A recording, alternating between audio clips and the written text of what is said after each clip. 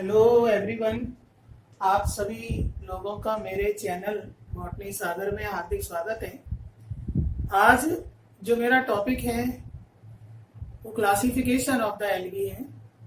और मैंने last lecture में आपको बताया था कि एल्गी को हम क्लासिफाई करते हैं on the basis of 4 character.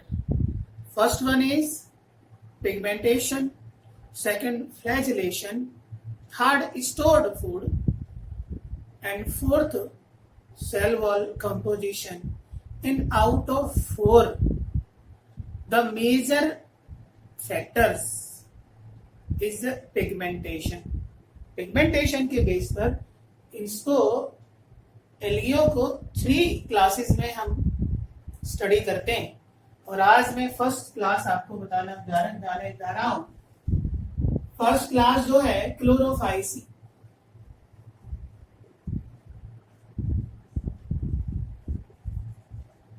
Chlorophyceae इस क्लास के अंदर सभी एल्गी ग्रीन कलर के होते हैं।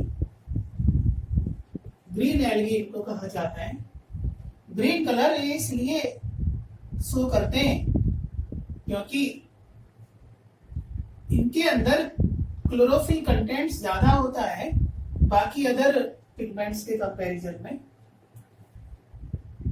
इसके बाद इनका जो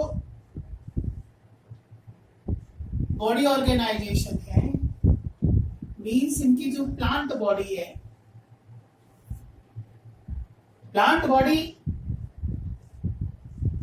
कुछ की यूनिसेल्युलर होती है,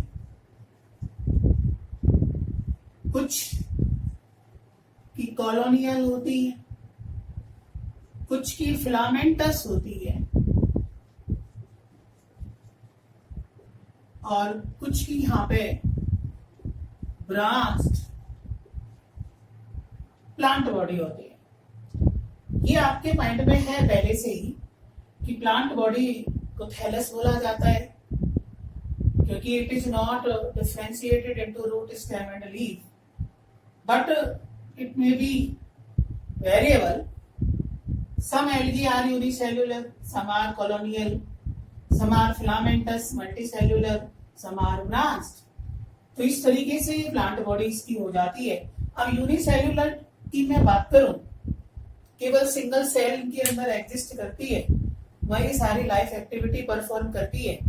यूनिसेल्युलर एल्गी में मैं बात करूं क्लेमाइडोमोनास, क्लोरेला, एसिटाबुलेरिया, ये सब यूनिसेल्युलर फॉर्म है। और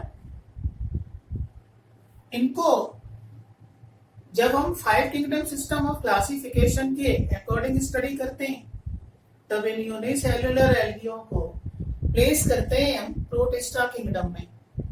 इसमें प्लेस करते हैं प्रोटिस्टा किंगडम में।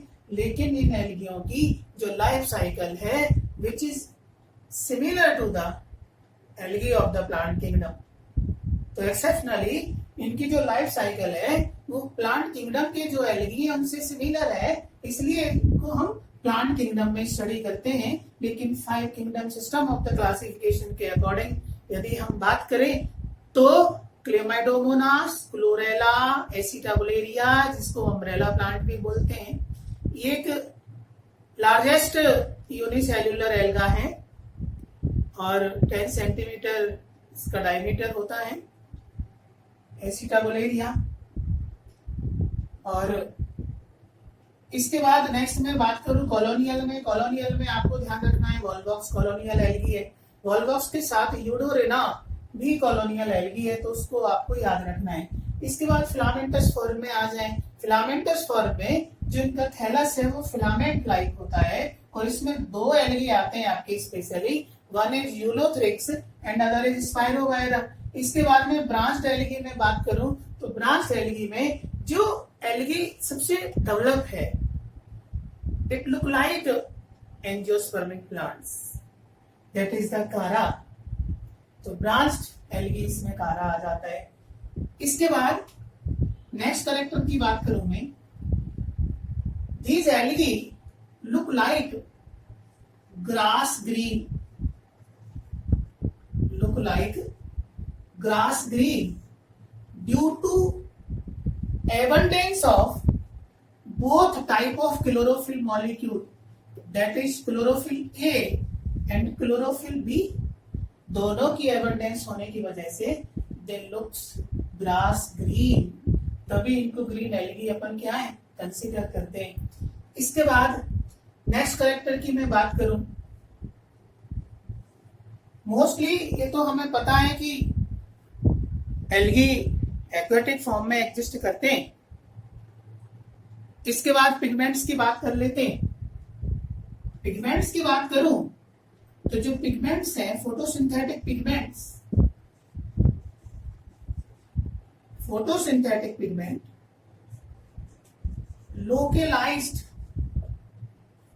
localized in a specific cell organelles that is called as chloroplast.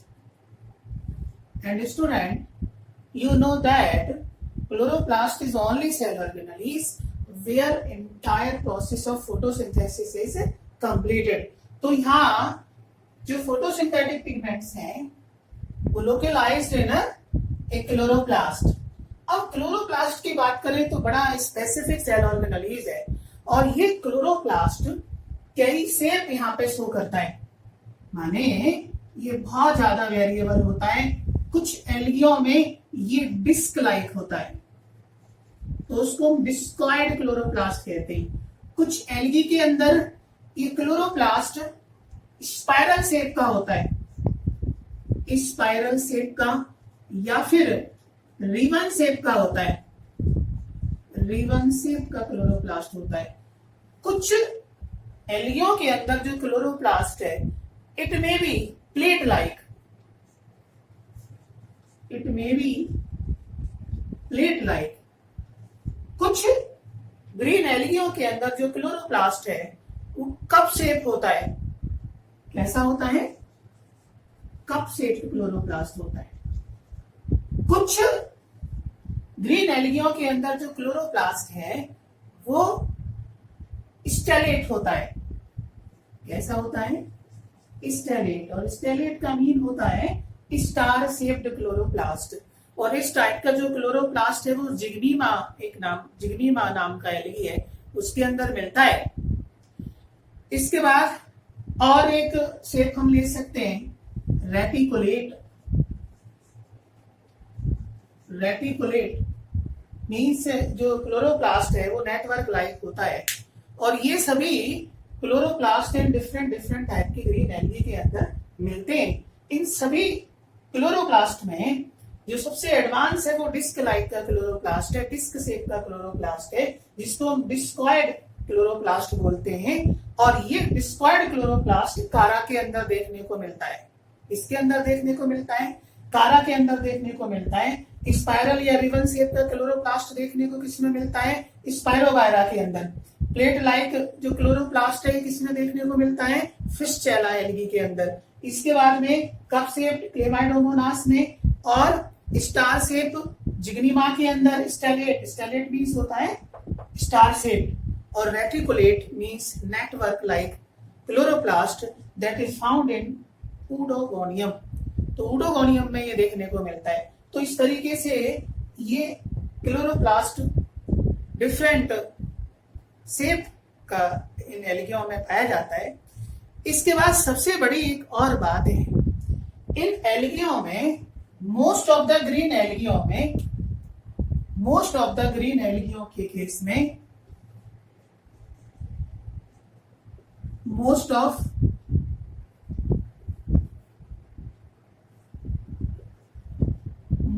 The green एल्गियों के केस में जो क्लोरोप्लास्ट है उसके अंदर वन और मेनी स्टोरिंग बॉडी पाई जाती है। वन और मेनी स्टोरिंग बॉडीज पाई जाती हैं और इन स्टोरिंग बॉडीज को हम क्या बोलते हैं? पायरिनोइड्स। इन स्टोरिंग बॉडीज को क्या बोलते हैं? पायरिनोइड्स। पायरिनोइड्स इनको बोला जाता है। और ये एक्चुअली में ये बॉडी क्या है? ये स्टार्ट स्टोरिंग प्रोटीनेशियस बॉडी इनको बोला जाता है और ये क्लोरोप्लास्ट के अंदर पाई जाती है। तो क्या है ये? स्टार्च स्टोरिंग प्रोटीनेशियस बॉडीज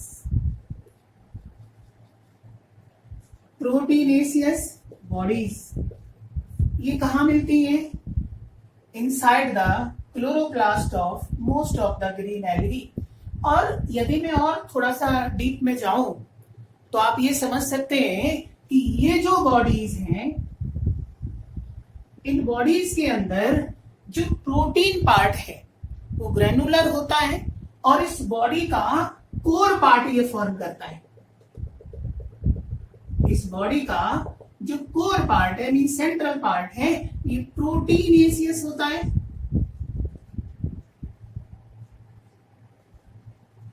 और इसका जो पेरिफेरल पार्ट है, इसके अंदर वेरियस टाइप की स्टार्च प्लेट्स होती है। ये स्टार्च प्लेट जो इसके पेरिफेरी पर अरेंज होती है। तो इस तरीके से ये पायरेनोइड्स बॉडी होती है।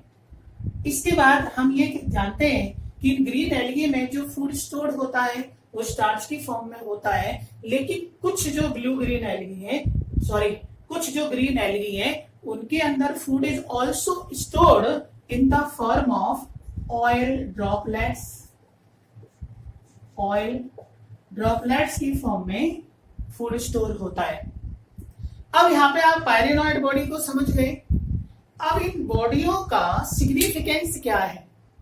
भाई एक तो ये स्टोरेज का काम करती है, दूसरा इनका सबसे इंपॉर्टेंट वर्क है कि CO2 कंसंट्रेशन को ये मेंटेन करती है। CO2 कंसंट्रेशन को मेंटेन करती है क्लोरोप्लास्ट के अंदर।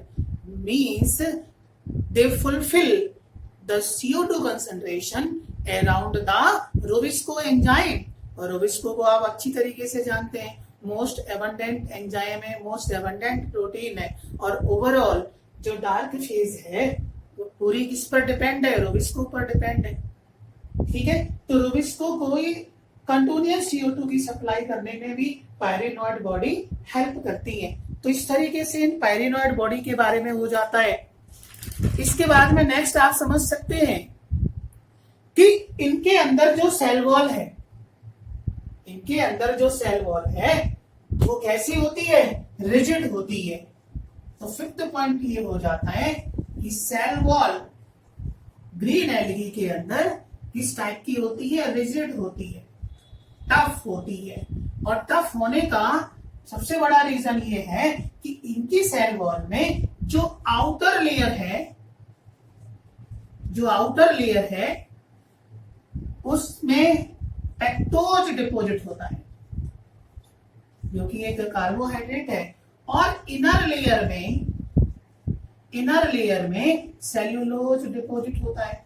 तो ये जो लेयर है सेल्यूलोजिक हो जाएगी। तो इस तरीके से हम ये कह सकते हैं कि ग्रीन एल्गी के अंदर जो सेल वॉल है वो पेक्टोसेल्यूलोजिक नेचर की होती है। कैसी नेचर की होती है? पेक्टोसेल्यूलोजिक नेचर की क्या होती है? सेल वॉल होती है ग्रीन एल्गी के केस में।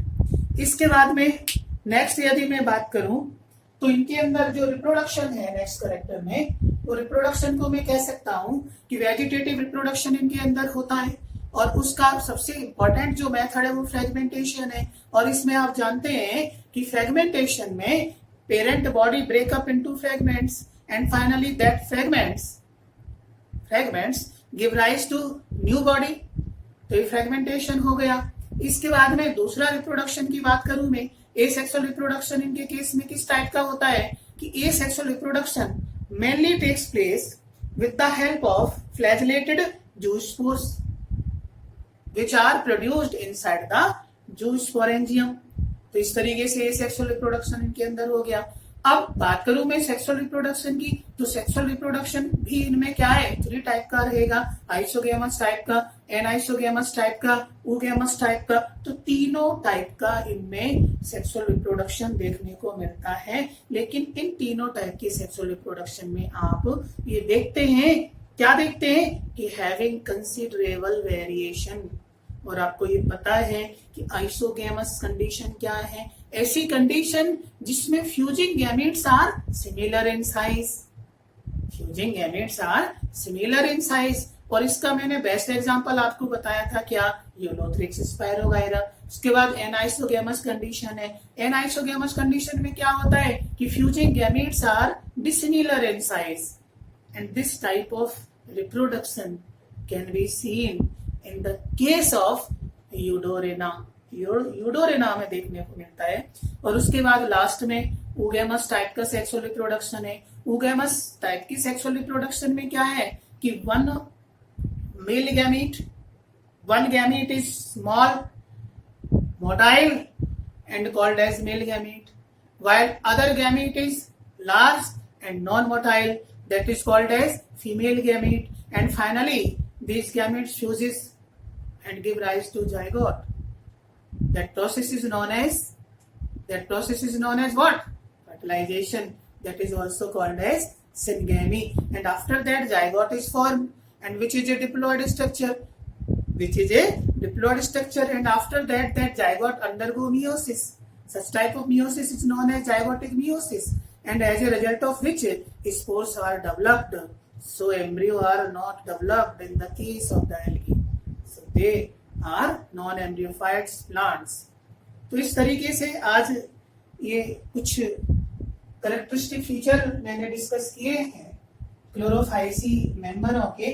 अब नेक्स्ट मुझे आपको बताना है कि इसमें और जो एग्जाम्पल हैं वो कौन कौन से आ सकते हैं। हालांकि मैंने आपको एग्जाम्पल पिछले लेक्चर में भी बताया था कि जो एनसीईआरटी में गिवन है एग्जाम्पल, उन्हीं पे आपको ज्यादा फोकस करना है। लेकिन यहाँ भी और कुछ एग्जाम्पल हैं स्पेसिफिक, जैसे कि मैं आपको फिर से एक बार बता देता हूँ कि इसमें एग्जाम्पल जो आते हैं उसमें एक तो यूनिसेल्युलर फॉर्म इनमें एग्जिस्ट करती है। यूनिसेल्युलर फॉर्म्स में कौन कौन सी फॉर्म है? क्लेमाइडोमोनास है, क्लोरेला है, एसिटाबुलेरिया है। और एसिटाबुलेरिया के बारे में एक बात और है कि इस पर हैमरलिंग ने एक अपना एक्सपेरिमेंट किया था and first time proved that nucleus acts as a carrier of genetic material. ये फर्स्ट टाइम हैमरलिंग ने अपना एक्सपेरिमेंट एसिटाबुलेरिया पर क्या है परफॉर्म किया था।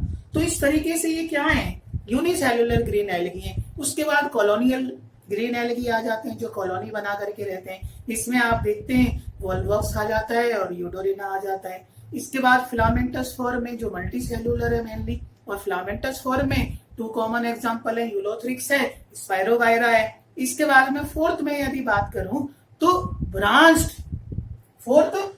Branched green algae. और ब्रांच ग्रीन एल्गी में सबसे अच्छा कौन सा एल्गी आता है? कारा आता है, कारा दादा आता है। और इस कारा को हम और भी बोलते हैं स्टोन वार्ट बोलते हैं, क्योंकि फ्रेश वाटर में रहता है, सबमर्ज्ड रहता है ये। और इसके अराउंड कैल्शियम कार्बोनेट का क्या है? डिपोजिशन होता है। तभी इसको हम क्या बोलते हैं?